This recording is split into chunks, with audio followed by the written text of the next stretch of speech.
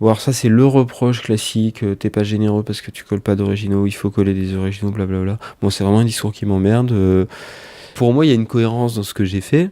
C'est-à-dire, j'avais envie que mes dessins sortent et de les multiplier, hein. C'est très christique, multiplier petit pain. Donc j'ai fait des reproductions pour que ça voyage. Tout comme je fais des séries graphiques, je vends évidemment beaucoup moins cher que les originaux parce que ça rend accessible. Moi, j'ai décidé de dessiner avec ce que je savais faire. Donc j'ai fait du petit format avec des petits stylos. La peinture, c'est pas mon truc. Peut-être un jour, hein, mais je peins pas. Donc c'est toujours curieux que des gens, au lieu de s'intéresser à quel est ton parcours, comment t'as évolué, viennent te demander pourquoi tu fais pas autre chose. Est-ce que c'est une manière aussi de pouvoir faire du plus grand format?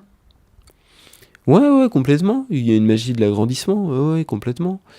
C'était pas fait pour. J'ai collé des tout petits pendant 2 ans parce que je pensais que des grands formats c'était trop cher. Donc je me suis pas posé la question.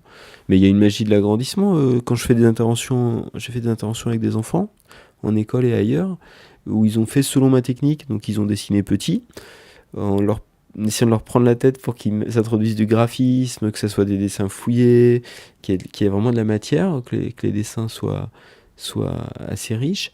Et puis ensuite, je leur ramène agrandis. Bah, le jour où je leur ramène les dessins agrandis, c'est la fête, quoi. Ils ont vraiment les yeux grands ouverts. Ça veut pas dire que c'est ce qu'il faut faire, c'est ce que moi j'ai plaisir à faire, et ça a un résultat, oui, ça a un résultat.